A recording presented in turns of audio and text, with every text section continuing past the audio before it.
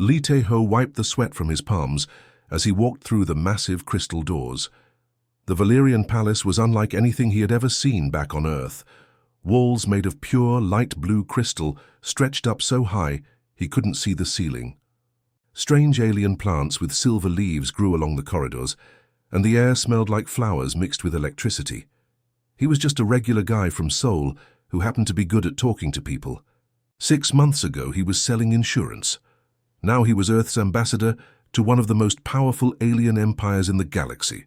Life had a funny way of surprising you. The mission was straightforward enough. Earth needed a special type of crystal, called Zephyrium, to power their new space colonies. The Valyrians had mountains of it. All Teho had to do was convince them to sell some to humanity. How hard could it be? As he entered the throne room, hundreds of alien eyes turned to stare at him. The Valyrians were tall and elegant, with skin that seemed to glow softly in different colors. Some had blue skin, others purple or green. Their eyes were large and bright, and they all wore flowing robes that looked like they were made from liquid starlight. At the far end of the room sat Princess Naravel on a throne carved from a single massive crystal. She was beautiful in a way that made Teho's breath catch in his throat. Her skin had a soft purple glow, and her long silver hair moved like it was floating underwater, but it was her eyes that really got his attention. They were deep violet, and seemed to look right through him like she could read his thoughts. The princess watched him walk toward her with obvious curiosity. Humans were new to this part of the galaxy. Most aliens had heard stories about Earth. People but had never seen one in person. To them, humans were just another young species, taking their first steps into space. Nothing special. An old Valyrian with golden skin stepped forward. His voice boomed across the room as he spoke in perfect English. Princess Naravel, heir to the Crystal Throne, welcomes Ambassador Li Teho of Earth to our great empire. Teho bowed deeply, trying to remember all the etiquette lessons they had crammed into his head during the 3-week flight here. Your Highness, I am honored to stand before you. Earth sends its highest respect and hopes for friendship between our peoples. The princess nodded slowly. When she spoke, her voice was like music. Ambassador Teho, we have heard interesting things about your species. You have traveled far from your small blue world. Tell us, what brings humanity to seek audience with the Valyrian Empire? This was his moment. Teho straightened his shoulders and launched into his prepared speech about mining rights and mutual benefits. He talked about how Earth could offer technology and resources in exchange for Zephyrium crystals. He mentioned trade routes and cultural exchange. It was going well. Then came the ceremony. The golden-skinned advisor approached, carrying an ornate cup made from what looked like liquid crystal. It was beautiful, constantly changing colors like an oil slick in sunlight. As is our tradition, the advisor announced, we offer the guest of honor the cup of welcome. Teho looked at the cup, then at the hundreds of watching faces. Everyone seemed to be holding their breath. This was clearly important. He had studied Valyrian customs, but there were so many rituals and traditions that it was impossible to remember them all. The cup was offered to him with both hands. It felt warm to the touch and seemed to pulse with its own heartbeat. Inside was a liquid that sparkled like liquid diamonds. It smelled sweet, like honey mixed with starlight. Not wanting to offend anyone, Teho lifted the cup to his lips and drank. The liquid tasted incredible, like every good thing he had ever tasted combined into one perfect flavor. Warmth spread through his body, and for a moment he felt like he could understand the meaning of the universe. Then he noticed the silence. Every single person in the throne room was staring at him with their mouths open. The golden advisor had gone pale. Even the princess looked like someone had just told her that gravity had stopped working. The cup slipped from Teho's fingers and shattered on the crystal floor with a sound like breaking bells. "What?" he asked, looking around nervously. "Did I do something wrong?" The princess slowly rose from her throne. Her violet eyes were wide with shock and something that might have been panic. You drank from the chalice of eternal bonding," she whispered. Teho felt his stomach drop. "The what now?" "Only those who seek marriage may drink from that cup," the golden advisor explained in a shaky voice. By accepting it willingly, you have formally requested the hand of Princess Naravel in marriage, according to our most sacred laws. The blood drained from Taeho's face. I'm sorry, what? Princess Naravel stared at him like he had just announced he was actually 3 aliens in a human suit. You're asking me to marry you? A human? Really? The throne room erupted in whispers and gasps. Aliens were pulling out what looked like alien phones to record this historic moment. In the space of 30 seconds, Taeho had gone from a simple trade negotiation to accidentally proposing marriage to alien royalty. This was definitely not in the mission briefing. Princess Naravel stood in her private chambers, staring out at the twin moons rising over her crystal city. 3 days had passed since the human had accidentally proposed to her, and the entire galaxy was buzzing with gossip. Her advisors had been working overtime to find a way out of this mess, but the ancient laws were clear. Once someone drank from the chalice of eternal bonding, the courtship trials had to begin. This is ridiculous, she muttered to herself. A human? They can barely survive on their own planet without their little machines and gadgets. She had seen the reports about Earth. It was a small world at the edge of known space, populated by a species that had only discovered faster-than-light travel 50 years ago. They were weak, short-lived, and had no natural abilities worth mentioning. No telepathy, no energy manipulation, no enhanced strength or speed. They were basically hairless apes with opposable thumbs. And yet, somehow, one of these primitive creatures had managed to stumble into proposing marriage to her. The morning of the first trial arrived with great fanfare. News crews from across the galaxy had descended on the Valerian capital to witness what everyone assumed would be the shortest courtship trial in history. The betting pools on the galactic net were giving Taeho odds of about 1,000,000 to 1. Taeho himself looked surprisingly calm as he stood at the starting line of the great endurance course. He wore simple Earth clothing, just shorts, a t-shirt and running shoes that looked incredibly primitive compared to the high-tech gear of the EE. Other competitors who had attempted this trial in the past. The course itself was brutal. It stretched for 50 miles through the Crystal Mountains, including climbs up sheer cliff faces, sprints across burning desert, and a final stretch through the ice caverns where the temperature dropped to -40 degrees. Previous challenges had included cybernetically enhanced warriors, aliens with natural super strength, and beings who could literally fly. Most of them had quit halfway through. Princess Naravel watched from her floating observation platform alongside several other members of the royal family. Her cousin Zekrin, who had always been jealous of her position, was practically giggling with delight. This should be entertaining, Zekrin said with a smirk. I give the human about 10 minutes before he collapses from exhaustion. The starting horn blared, and the trial began. At first, it looked like Zekrin might be right. The other species who had attempted this trial had always started with explosive bursts of speed, using their natural advantages to build early leads. Taeho, on the other hand, settled into what looked like an easy jog. Within the first mile, he was already dead last. What is he doing? Princess Naravel found herself asking. He's not even trying. But as the miles wore on, something interesting began to happen. The previous challengers who had started fast began to slow down. The cybernetically enhanced Croxian warrior, who had held the course record, was starting to overheat. The flying Zelkarian prince was having trouble maintaining altitude in the thin mountain air. Meanwhile, Taeho just kept jogging at the same steady pace. He's pacing himself, whispered the princess's scientific advisor, Dr. Velkan. Look at his breathing, it's completely controlled.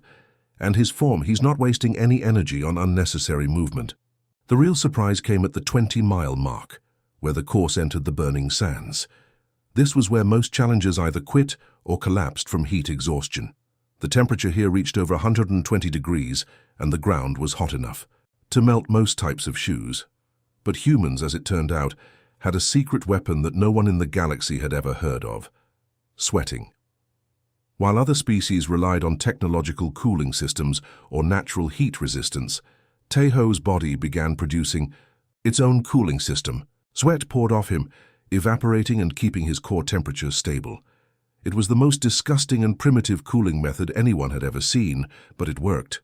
That's actually brilliant, Dr. Velkan said with growing amazement. His species evolved on a hot planet. They developed biological air conditioning. By mile 30, something unprecedented was happening. Taeho was no longer in last place. In fact, he was starting to pass other challengers who were struggling with the changing conditions. His steady, patient approach was paying off. Princess Naravel found herself leaning forward on her observation platform, genuinely interested for the first time. This weird little human was doing something that supposedly superior species couldn't do. He wasn't the fastest or the strongest, but he was still moving when others had stopped. The final section through the ice caverns should have finished him off. The temperature dropped so fast that most challengers suffered thermal shock, but Taeho had prepared for this too. He had studied the course and brought layers of clothing that he put on during the transition. While others shivered and struggled, he maintained his steady pace.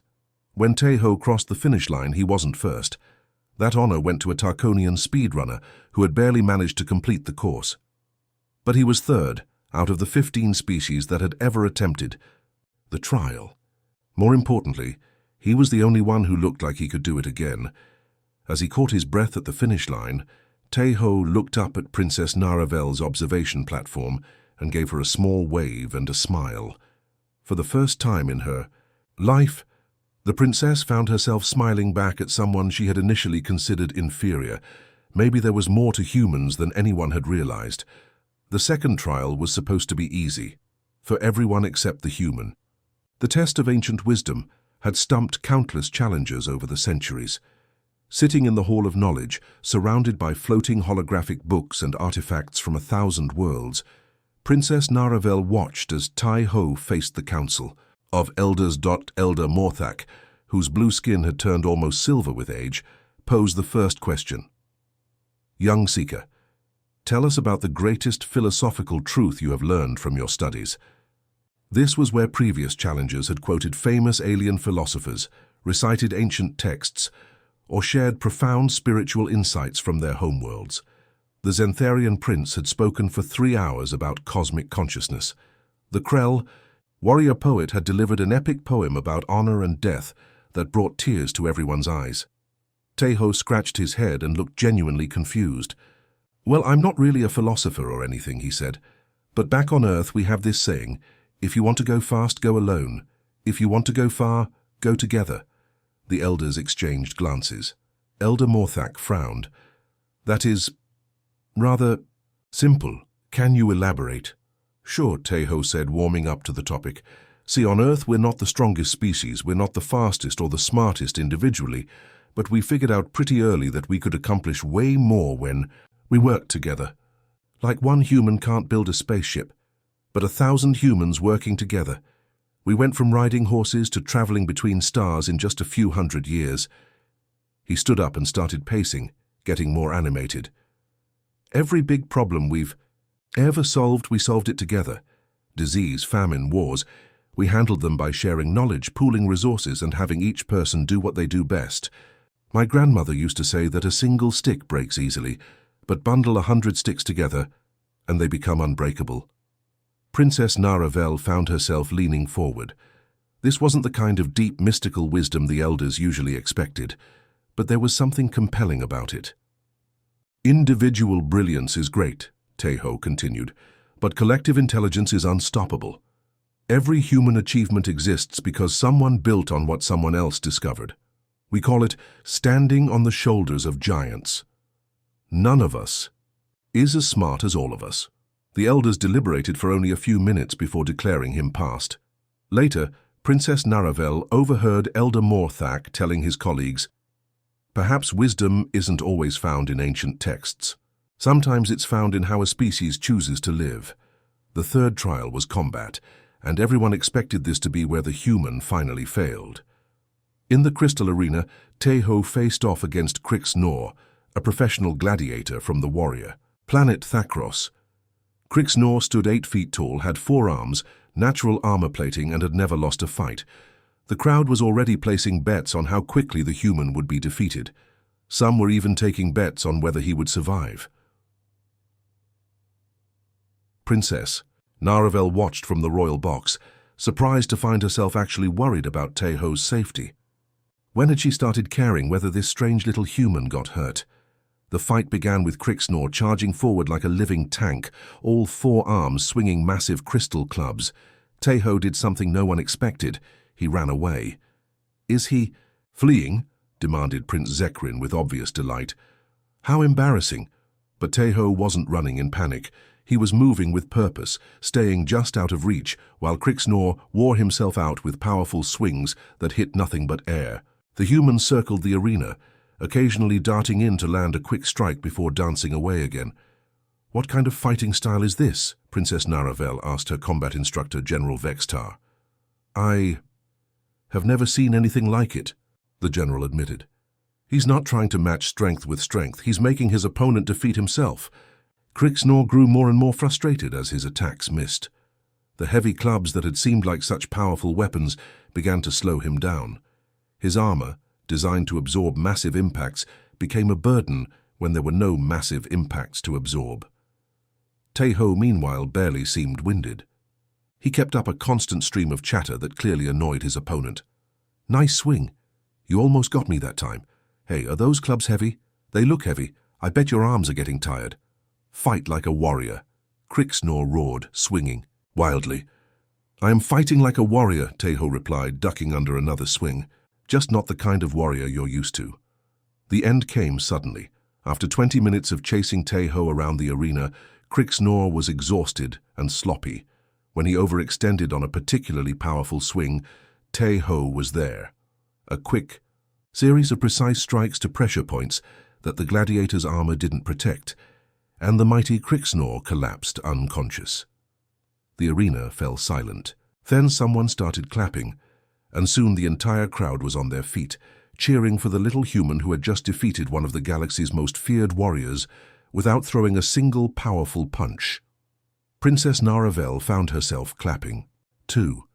This human kept showing her new ways to think about old problems. He didn't fight the way everyone expected, so no one knew how to fight him back. That evening she visited Taeho in his guest quarters. He was sitting on the balcony, looking up at the stars and eating what looked like some kind of earth food from a small container. "What is that?" she asked. "Ramen noodles," he said with a grin. "Want some? It's not fancy, but it tastes like home." She sat down beside him, accepting the offered chopsticks awkwardly. The food was simple but surprisingly good. "How did you know you could defeat Crixnor?" Taeho shrugged. "I didn't know for sure.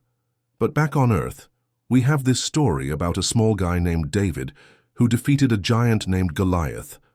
Sometimes the little guy wins not because he's stronger, but because he's smarter about how he uses what he has." Princess Naravel found herself looking at this human with new eyes. Maybe being small and weak wasn't such a disadvantage if you were clever about it. The piercing wail of emergency sirens shattered the peaceful morning on Valeria Prime. Princess Naravel was having breakfast with Taeho on her private terrace, discussing the upcoming final trial, when her personal communicator exploded with frantic messages. "Princess, emergency council meeting. The Void Swarm has returned." Taeho had never seen the color drain from someone's face so quickly. Princess Naravel's usual calm composure cracked as she stared at the device in her hand. "What's the Void Swarm?" Taeho asked, but she was already running toward the palace command center. The war room was chaos.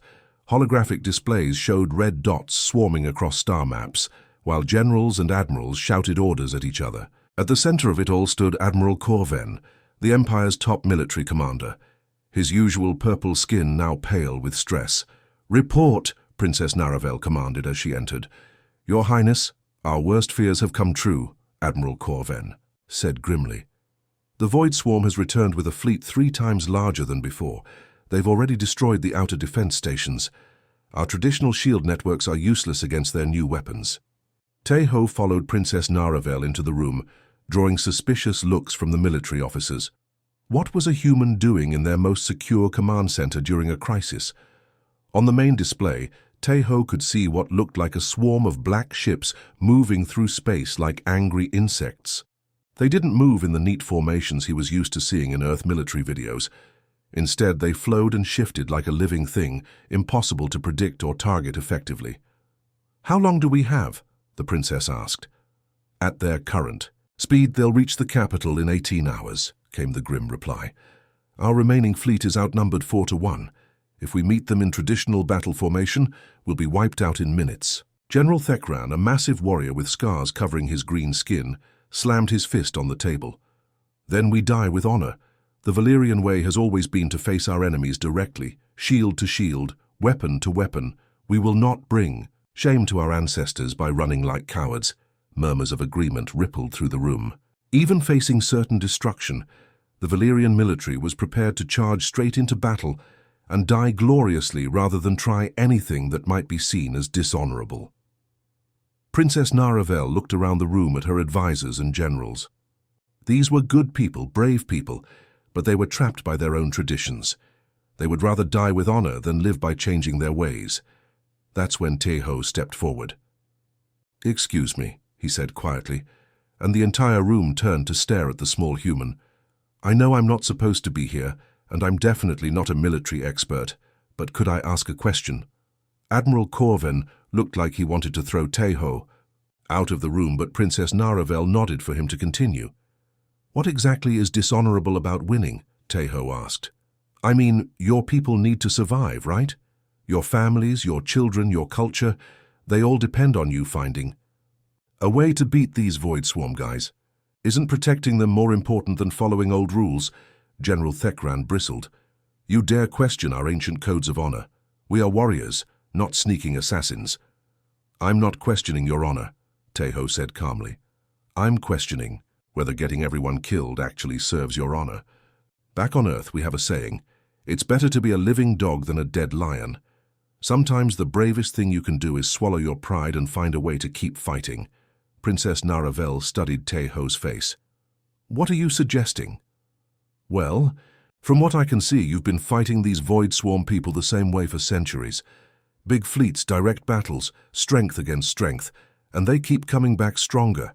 Maybe it's time to try something completely different." He moved to the holographic display, pointing at the enemy formation. "Look at how they move. They're like a pack of wolves. They're strong when they're together, but what happens if you separate them? What if instead of meeting them head-on, you make them chase you? Make them spread out, make them angry, make them make mistakes?" Admiral Corvin scoffed. "Guerrilla tactics? Hit-and-run attacks? That's not how civilized species conduct warfare." "Maybe that's exactly why it would work," Teho replied. "They're expecting you to fight the way you always fight. They've prepared for that. But what if you fight the way they would never expect?" He turned to Princess Naravel. "Your ships are faster and more maneuverable than theirs, right? And your pilots are better trained. Instead of lining up for a big battle, what if small groups of your ships hit their supply lines, their communication? They'll raise their fuel depots. Make them chase shadows while you pick them apart piece by piece." That's General Thekran started to object, then stopped. "That's actually not without merit." Teho was warming to his subject now. "And here's the thing, you can do all of this while still maintaining your honor codes. You're not running away, you're choosing when and where to fight. You're not being cowards. You're being smart.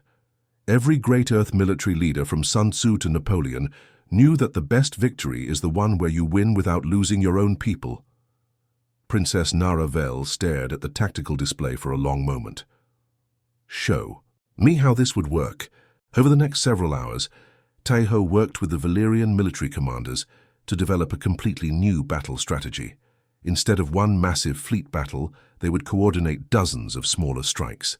Fast attack ships would hit enemy supply convoys while the main fleet stayed mobile, never letting the Void Swarm pin them down for a decisive battle. The key was psychological warfare, something Valyrians had never considered. By making the enemy chase them across multiple star systems, they would frustrate and exhaust the Void Swarm commanders, forcing them to make increasingly desperate and sloppy decisions.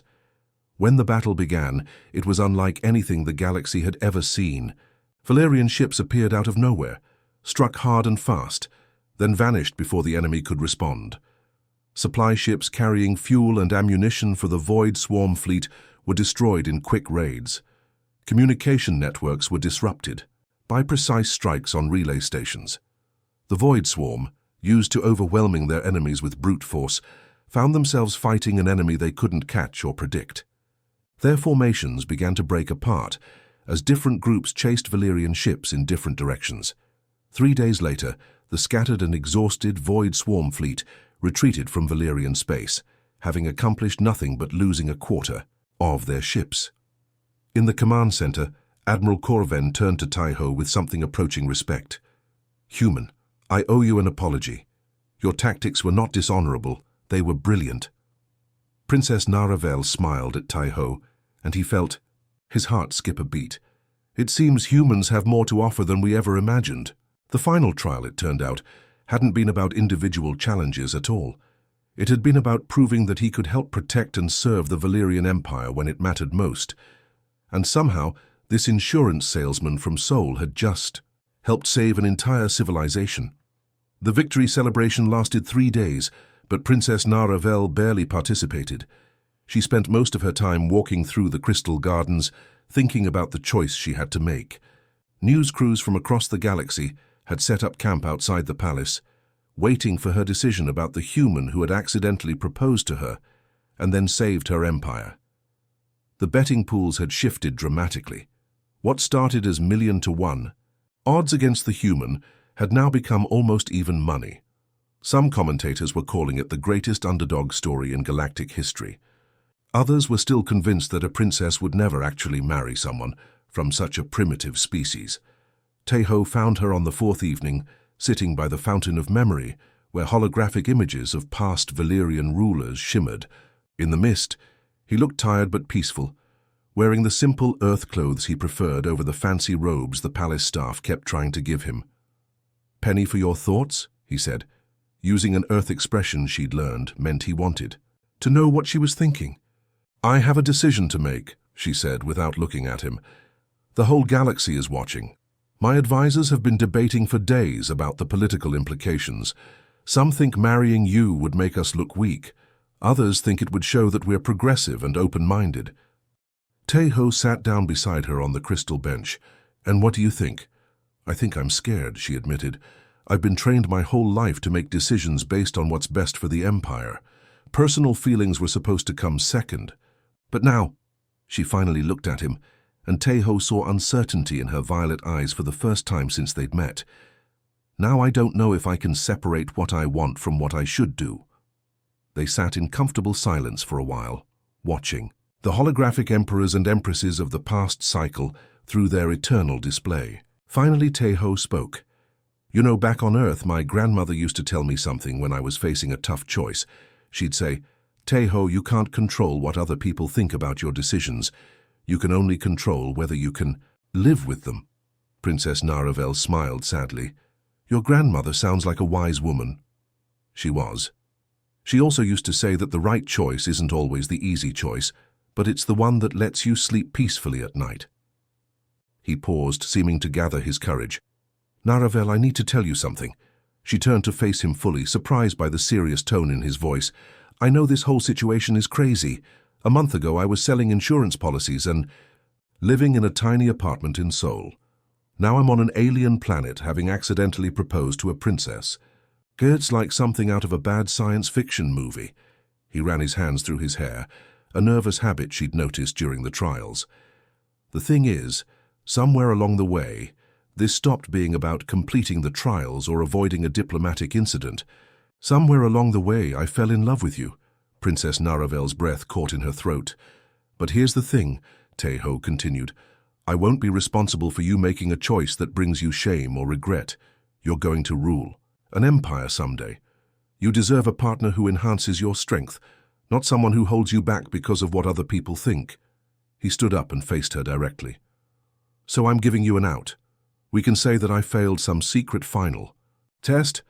We can claim that Earth customs prevent the marriage. We can make up any story you want. I'll take the blame, and you can find someone more suitable." Princess Naravel stared at him in amazement. "You would do that? Give up everything to protect my reputation?" "In a heartbeat," he said simply. "Because that's what you do when you love someone. You put their happiness before your own. That night, Princess Naravel couldn't sleep. She walked through the palace halls, thinking about everything that had happened. In just 1 month, this human had challenged every assumption she'd ever had about strength, wisdom, honor, and leadership. The next morning, the Great Hall was packed with representatives from dozens of species. News cameras floated silently overhead, broadcasting to billions of viewers across the galaxy. Princess Naravel's own family sat in the front row, their faces carefully neutral. Princess Naravel took her place on the crystal throne, wearing the formal robes of state. The golden crown of her ancestors rested on her silver hair, and she looked every inch the imperial heir she was born to be. Citizens of the Valerian Empire, representatives of the Galactic Council, honored guests, she began, her voice carrying clearly through the vast hall. 1 month ago, Ambassador Li Teho of Earth accidentally invoked our ancient marriage customs. Today I will give my answer. The hall fell completely silent. Even the news cameras seemed to hover more carefully, afraid to make any sound that might interfere with this historic moment. Before I announce my decision, I want to tell you what I have learned about humans during these trials. They are not the strongest species in the galaxy. They are not the fastest, the smartest, or the most technologically advanced. But they possess something that many of us have forgotten. She paused, looking directly at Taiho, who stood in the crowd looking nervous but dignified. They understand that true strength comes not from individual power, but from the ability to bring out the best in others. They know that wisdom is not about having all the answers, but about asking the right questions. They have shown me that honor is not about following old rules blindly, but about doing what is right even when it is difficult. Murmurs rippled through the crowd. This was not going the way most people had expected. Ambassador Li Teho could have used our laws to bind me to a marriage I might not want. Instead, he offered to sacrifice his own happiness to preserve my freedom. He could have demanded recognition for saving our empire. Instead, he asked only that we learn from each other. Princess Naravel stood up from her throne and walked down the steps until she was standing at the same level as everyone else in the hall. I choose Li Teho as my husband and future emperor consort, not because ancient law compels me, but because he has shown me what true partnership means. He has proven that the measure of a person is not where they come from, but who they choose to become. The hall erupted in surprised chatter, but Princess Naravel wasn't finished. To those who question this union, I say this: witness what we can accomplish when different species work together. See how human innovation and Valerian honor can combine to overcome any challenge. Let this marriage be the beginning of a new age of cooperation between our peoples. She walked over to Taiho, took his hand and looked out at the assembled crowd with confidence and determination. The galaxy is about to discover that humans and Valerians together are stronger than either species could ever be alone. As the crowd began to cheer, Teho squeezed her hand and whispered, "Are you sure about this?" Princess Naravel smiled and whispered back, "I've never been more sure of anything in my life." And somewhere in the crowd, Elder Morthak nodded approvingly and said to his companion, "Perhaps the greatest wisdom is knowing when to break with tradition